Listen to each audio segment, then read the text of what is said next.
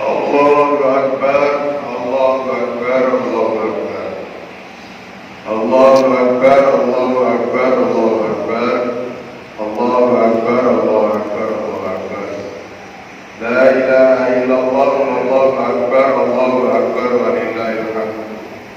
Allahu Akbar kabira, walhamdulillahi kabira, wa subhanallahi bukratan wa asila. La ilaha illallah wa la na'budu illa iyyah mukhlishina lahu din wa la karihal kafirun wa la karihal muslimun. La ilaha illallah da sadaqa wa'da nasra 'abda 'azza jalla wa zalla ahsan wa'da.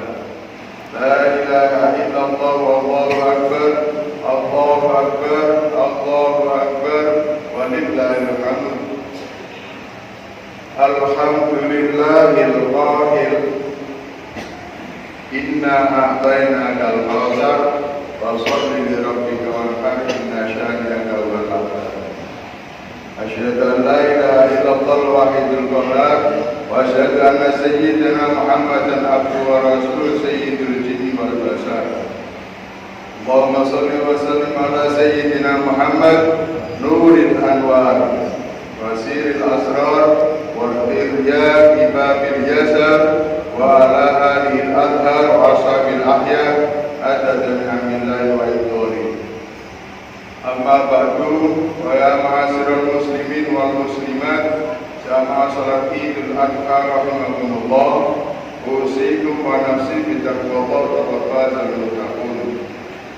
Qala ta'ala ya ayyuhalladzina amanu taqullaha haqqa tuqatih wa la tamutunna illa wa antum muslimun.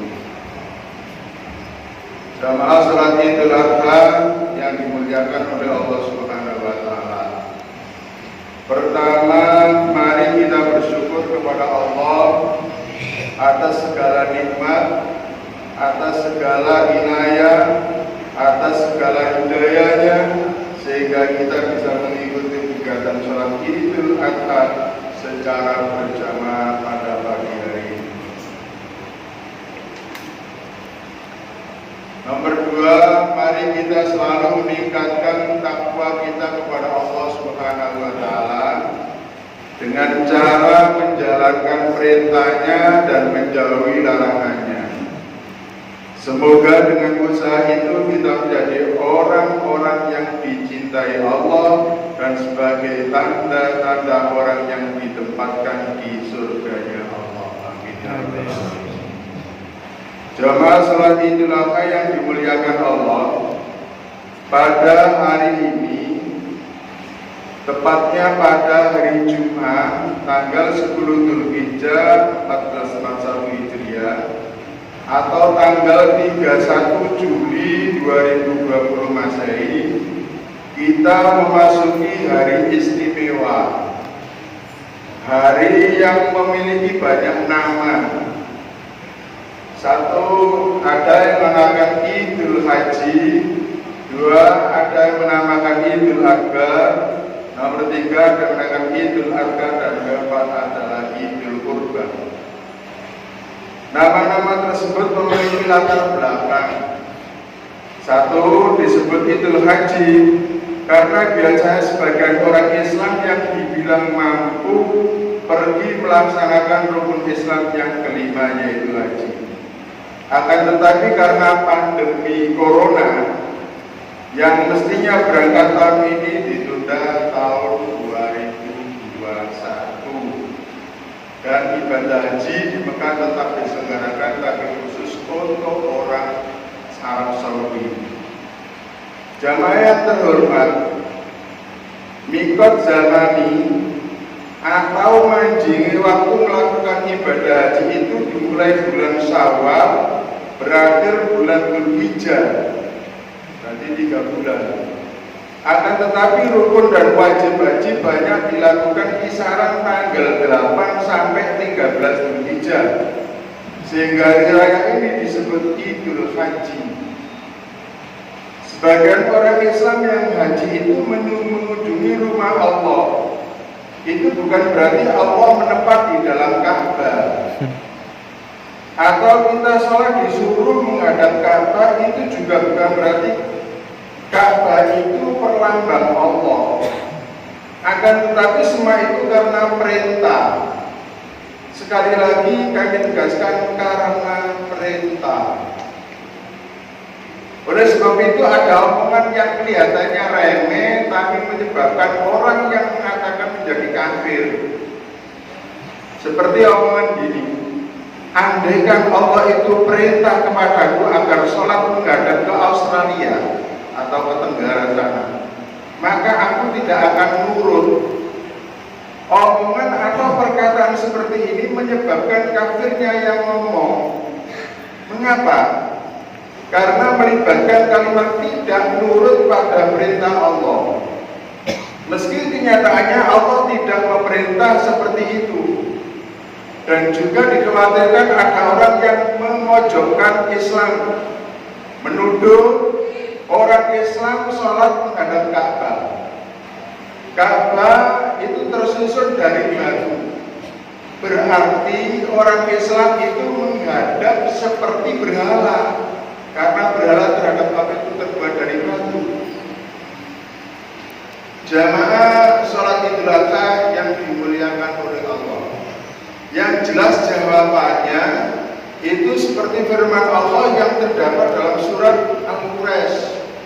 Surat Quraisy tepatnya ayat 3 dan ayat 4. Wal ya'budu rabb hadzal baitil ladzi at'amahum min ju'in wa amanahum min khauf. Maka hendaklah mereka menyembah Tuhannya ini rumah, Tuhannya Ka'bah. Jadi kita menghadap Ka'bah itu bukan karena kita itu menghadap ke batu, akan tetapi karena perintah Allah Subhanahu wa Ta'ala. Menyembah terhadap Tuhannya Ka'bah. Siapa Tuhannya Ka'bah? Alladzi at'amahum min ju'in wa amanahum min khauf, yang telah memberikan makan dari rasa lapar dan memberikan rasa aman dari rasa takut. Yang kedua, disebut Idul Akbar karena waktu takbirnya lebih lama dibanding Idul Fitri.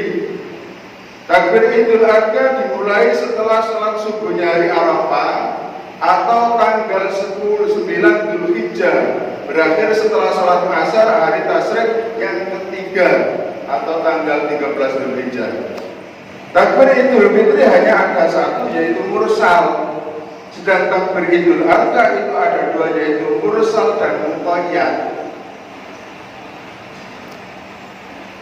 Yang dimaksud mursal adalah lepas tanpa batas, yang dimulai terbenamnya matahari malam menjelang Id atau hari raya sampai khotib naik ke mimbar. Pada takbir mursal, setelah sholat wajib ada dua pendapat. Pada takbir menjelang hari raya setelah sholat wajib itu ada dua pendapat. Satu, takbir dulu baru baca wirid. Pendapat yang kedua, langsung baca wirid tanpa takbir. Sedangkan dimaksud muqayyad adalah terbatas. Artinya terbatas setelah sholat, baik sholat wajib atau sholat sunnah, bahkan sholat jenazah, yang dimulai setelah sholat subuh hari Arafah sampai setelah sholat asar hari Tasyrik yang ketiga. Nah, pada takbir muqayyad, setelah sholat wajib lebih baik takbir dulu lalu baca wirid. Untuk yang nomor 3 dan nomor 4 disebut Idul Adha dan Idul Kurban, karena kita dianjurkan menyembelih hewan kurban. Tentang hukumnya ada dua pendapat. Satu, hukumnya wajib. Dasar hukumnya surat Al-Kautsar itu inna a'tainaka al-kautsar fasholli li rabbika wanhar. Dan di sana ada artinya wanhar, menyembelihlah hewan kurban. Dalam rumus ilmu fikih disebutkan al-amru yaqtadil wujub. Perintah itu menuntut hukum wajib, maka kurban hukumnya wajib. Ada yang mengatakan karena ada sebab nazar. Nazar itu mewajibkan sesuatu yang tidak wajib.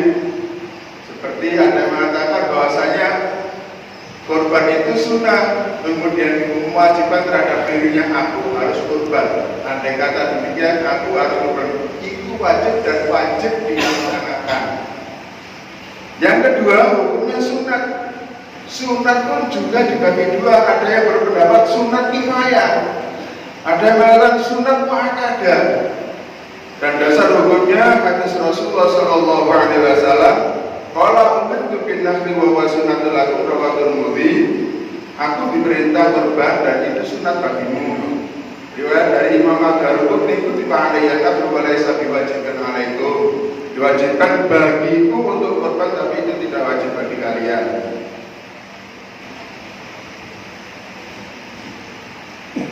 Jamaah salat Idul Fitri, Idul Adha yang dimuliakan oleh Allah Subhanahu wa taala.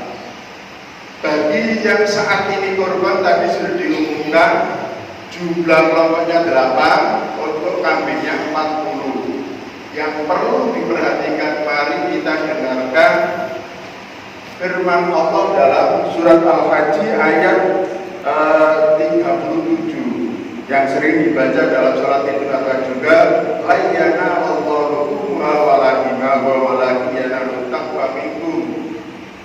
Allah tidak mendapatkan darah dan dagingnya, akan tetapi yang didapatkan oleh Allah itu takwa. Takwa artinya apa di situ? Niatan dalam korban. Mari kita tata. Uang 3.250.000 jangan sampai sia-sia. Kita tata niat kita dalam korban hanya lillahi ta'ala, bukan karena apa-apa. Dan saat ini yang tidak korban, mari kita perhatikan warning atau peringatan dari Rasulullah Shallallahu Alaihi Wasallam yang diceritakan an Abi Hurairah qala Rasulullah Shallallahu Alaihi Wasallam, man wajada sa'atan fala yudhi wala yaqubanna musallana rawahu Ibnu Majah. Artinya barang siapa yang memilih mendapatkan keluasan rezeki tapi dia tidak korban, maka jangan mendekati tempat sholat kita. Itu sabda Rasulullah Shallallahu Alaihi Wasallam. Dalam sholat Idul Adha banyak nilai-nilai atau pesan yang harus kita pahami, yang dapat kita jadikan sebagai pedoman hidup yang penuh dengan petunjuk ilahi.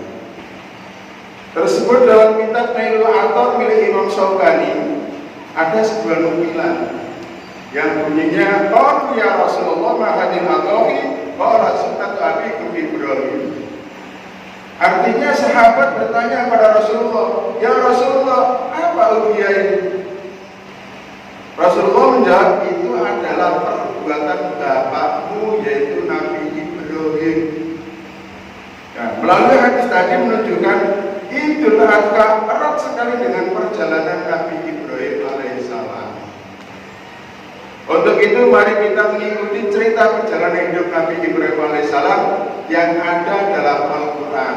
Dan ketahuilah, cerita-cerita dalam Al-Quran itu bukan sekedar cerita, akan tetapi tersirat banyak petunjuk yang dapat kita jadikan pedoman dalam menjalani hidup kehidupan dunia ini menuju kehidupan alam bawah atau alam langgangan. Mengingat waktu, mari kita mencuplik sebagian cerita Nabi Ibrahim alaihissalam tidak secara keseluruhan, tapi di saat ini saya bagi menjadi 3 fase. Fase pertama, di saat Ibrahim menjadi pemuda. Pada saat Ibrahim muda, beliau siap tampil sebagai pemuda ideal, pemuda yang kritis, pemuda yang dinamis, yang mampu menggunakan 3 kecerdasan.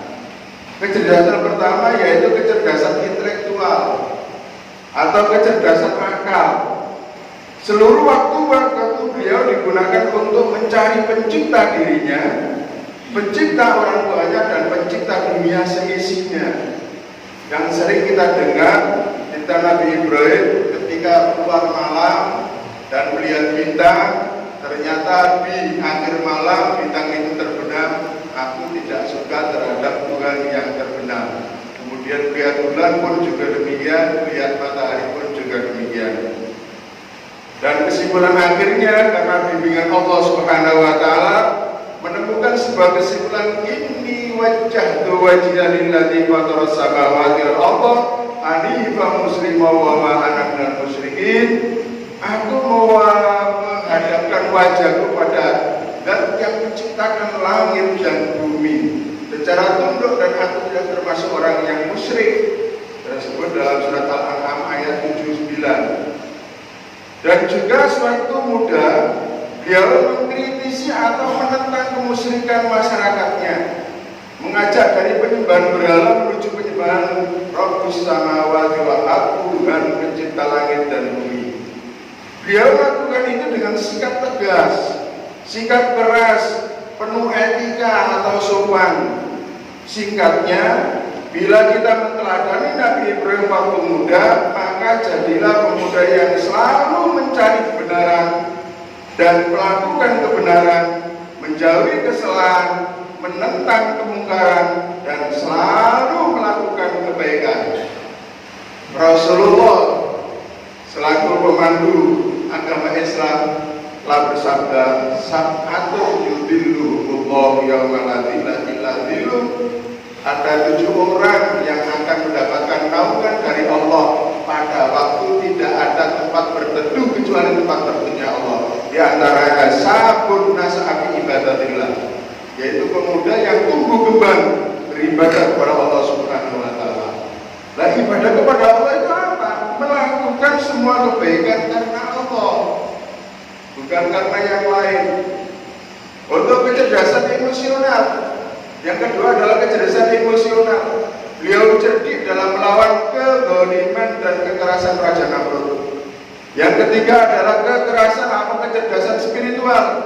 Beliau gunakan seluruh hidupnya untuk mengabdi kepada Allah Subhanahu wa Ta'ala, sehingga beliau mendapat julukan Khalilullah atau kekasih Allah.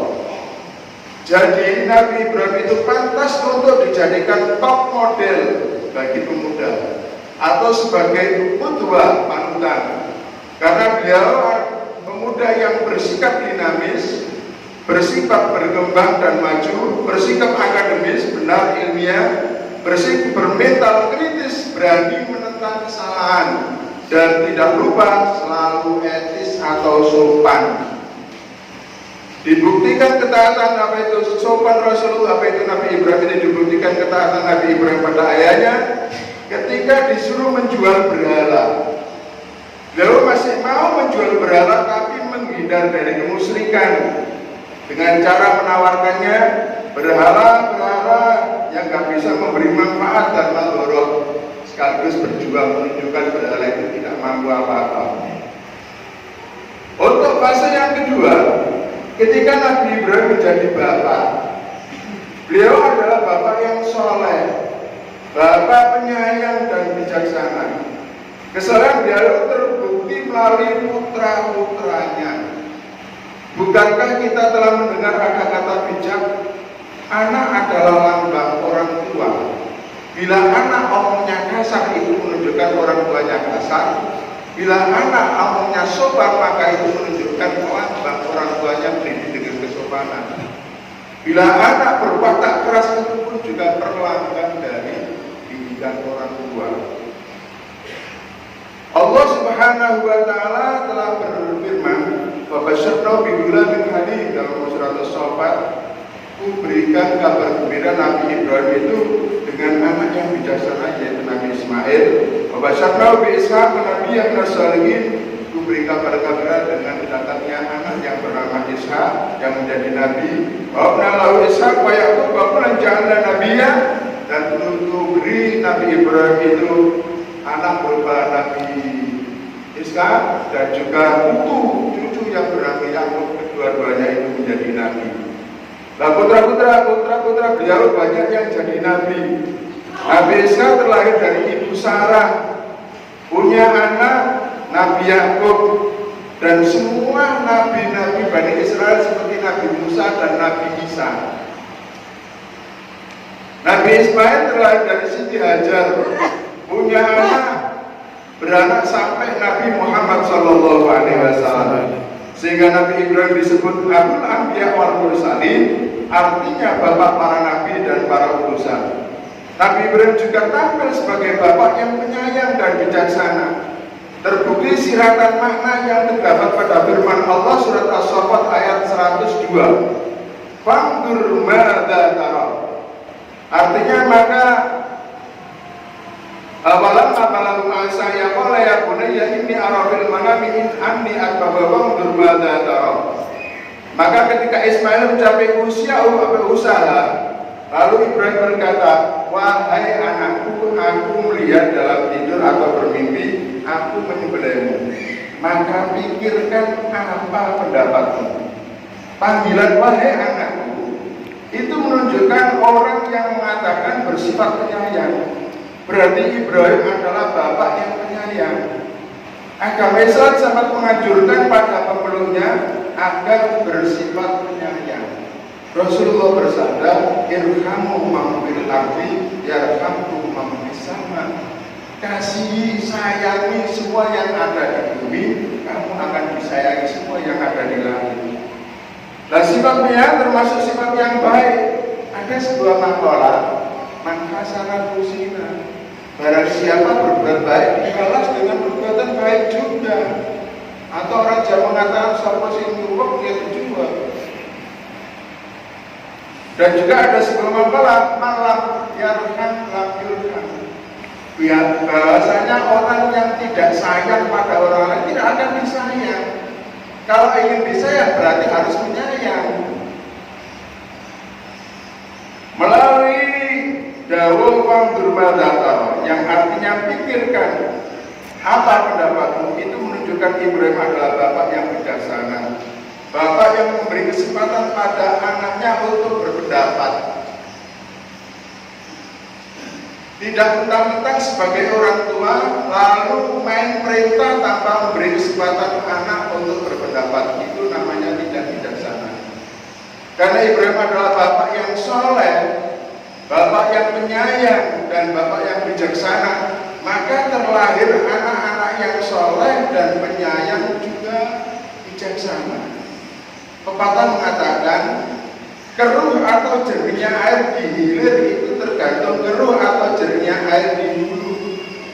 Atau sering yang kita dengar, buah jatuh tidak jauh dari pohonnya. Rasulullah bersabda, kullu maulidin yuladu 'alal fitrah wa abawahu yahwidan ya'yuna sirayul masyahidi. Semua yang dilahirkan itu dalam keadaan fitrah, dan kedua orang tuanya yang berhak menjadikan dia menjadi Yahudi, menjadi Yasrani, menjadi Majusi, menjadi ahli lain dan lain sebagainya. Nah, semua anak itu dilahirkan dalam keadaan suci. Berarti baik atau jeleknya anak itu tergantung bagaimana cara orang tua mendidik, bagaimana cara orang tua membimbing, dan bagaimana cara orang tua mengarahkannya. Lebih-lebih seorang ibu. Karena Rasulullah SAW bersabda, al-jannatu tahta aqdamil ummahat, yang artinya kita semua sudah hafal, surga di bawah telapak kaki telapak kaki para ibu. Hadis ini punya dua pengertian. Satu, ibu harus dihormati sebagai hak ibu karena surga itu di bawah telapak kaki ibu. Nomor dua, ibu punya peranan penting untuk mendidik, membimbing, dan mengarahkan anak-anaknya menuju jalan surga atau neraka, karena ibu adalah madrasatul ula atau sekolah pertama bagi anak-anaknya, dan surga di bawah telapak kaki ibu. Kalau salah mendidik maka salah asuhan. Fase yang ketiga, ketika Ibrahim menjadi pimpinan umat. Dalam konteks kebangsaan, Nabi Ibrahim adalah seorang pemimpin yang berorientasi kesejahteraan rakyat, mengutamakan kepentingan rakyat di atas kepentingan pribadi, mengutamakan kepentingan rakyat di atas kepentingan kelompok, mengutamakan kepentingan rakyat di atas kepentingan golongan. Ini semua bisa dilihat melalui doa Nabi Ibrahim yang diabadikan Allah dalam Quran surat Al-Baqarah ayat 126. Wa qala Ibrahim rabbi ij'al hadza baladan aminan warzuq ahlahu min thamarati man amana billahi wal yawmil akhir. Qala faman kafara fa amatuhu qalilan thumma aktaru ila adzabin nar wa bi'sal masir. Ketika Nabi Ibrahim berdoa kepada Allah, wahai Tuhanku, jadikan negara ini, pada waktu dulu belum ada negara, daerah ini atau desa ini, wilayah ini, wilayah yang aman, dan beri rezeki masyarakatnya dari buah siapa? Orang-orang yang beriman dan orang yang percaya terhadap hari akhir. Doa Nabi Ibrahim disambung oleh Allah, tidak hanya orang beriman saja, akan tetapi orang yang kafir pun juga aku beri nikmat. Faumatihu qalilan, aku beri nikmat hanya sedikit sekali, sebatas umurnya dan sebatas umur dunia. Ataru, kemudian aku paksa orang kafir itu ilah ada pindah untuk masuk ke neraka, dan neraka itu adalah sejelek-jelek tempat kembali. Melalui sebelum keterangan tadi dapat dijadikan petunjuk bahwa Nabi Ibrahim itu adalah memikirkan umat atau memikirkan rakyatnya. Demikian pula Nabi kita Muhammad SAW yang termasuk keturunan Nabi Ibrahim juga selalu memikirkan rakyat atau umatnya. Bukti singkat melalui ucapan beliau ketika Isra Mi'raj, ketika menjelang wafat beliau, ucapan beliau adalah ummati, ummati, ummati. Ingatlah, kita semua adalah pemimpin diri sendiri, pemimpin keluarga, pemimpin RT, pemimpin RW, pemimpin dusun, desa, kecamatan, dan seterusnya. Ingat dengan bimbingan Rasulullah karena sayang terhadap kita. Kullukum ra'in wa kullukum mas'ulun an ra'iyati. Kalian semua itu pimpinan dan besok akan dimintai pertanggungjawaban semua yang menjadi pimpinan sampean atau yang menjadi kekuasaan sampean. Dan dalam surat At-Takatsur pun juga disebut tukum malatus aluna yauma idzin anin naim. Kemudian kalian pasti di pada hari kiamat dimintai pertanggungjawaban tentang semua kenikmatan-kenikmatan yang engkau rasakan. Nah, untuk melaksanakan kepimpinan, maksudnya tugas pemimpin dan dukungan atau partisipasi yang dipimpin, mari kita bersama-sama berusaha mewujudkan daerah kita seperti daerah yang digambarkan oleh Al-Quran, yaitu baldatun thayyibatun wa rabbun ghafur. Dan ini perlu dijelaskan biar paham. Artinya negara atau daerah yang bagus dan Tuhan mengampuni. Negara atau daerah yang bagus adalah negara atau daerah yang masyarakatnya melakukan perintah Allah dan masyarakatnya menjauhi larangan Allah, itu baru bagus menurut Allah. Nah, Tuhan mengampuni artinya Allah mengampuni usaha masyarakat yang salah dengan tidak sengaja atau karena kebodohan dalam membentuk daerah yang baik itu. Nah, untuk program untuk menciptakan program baldatun thayyibatun wa rabbun ghafur itu, mari kita mengikuti petunjuk Al-Quran. Bagaimana petunjuk Al-Quran? Nomor 1, laukana ahlul qura amanu wattaqaw la fatahna alaihim barakatin minas samai wal ardh. Andai kata masyarakat itu beriman dan bertakwa, membuka barakat langit dan barakat bumi. Bukankah kita ingin seperti itu? Hujannya tidak hujan azab, buminya tidak mengeluarkan siksaan, akan tetap mengeluarkan barokah. Itu semua yang kita inginkan. Tapi syaratnya dalam Al-Quran adalah amanu wattaqaw, beriman dan takwa. Kalau tidak, kembali pada ayat tadi, syakartum azidakum wa in kafartum inna adzabi lasyadid. Azab Allah sangat sekali, tidak ada yang bisa nolak. Pelajaran kemarin bisa kita jadikan pelajaran. Corona ternyata semua manusia, siapapun orangnya, hidup di negara berkembang atau negara maju, semuanya takluk dan tunduk dengan corona itu. Padahal corona itu kecil di hadapan Allah Subhanahu wa Ta'ala. Nomor 2, mari kita ikuti firman Allah, la yajrimanna shana'anu qaumin alla ta'dilu i'dilu wa aqrabu lit-taqwa. I'dilu wa aqrabu lit-taqwa. Jangan sampai kebencian kaum, jangan sampai olokan kaum, jangan sampai tidak ada dukunnya kaum. Itu mendorong kamu tidak adil. Ini bagi pemimpin. Yang dianjurkan adalah berbuatlah adilah. Itu karena dekat dengan takwa. Artinya berbuat adilah, nanti balasannya pun juga baik. Tapi kalau berbuat sentimen, akhirnya mendapat penilaian yang tidak baik. Dan akhirnya penilaian itu kembali pada yang melakukan tidak adil atau sentimen. Yang ketiga, menghindari kezaliman. Jangan sampai kita melakukan kezaliman. Kalau ingin berkah, hindari kezaliman, bersihkan kezaliman yang ada di daerah kita. Baik kezaliman terhadap diri sendiri karena tidak melakukan perintah Allah, atau menzalimi orang lain. Allah Subhanahu wa taala sudah berfirman, "La tahsabannallaha bilan amma ya'malu dzalimun." Jangan menyangka Allah itu lupa dari perbuatan orang-orang yang zalim. Wa man dzalimun hamim, dan orang zalim itu enggak ada yang senang.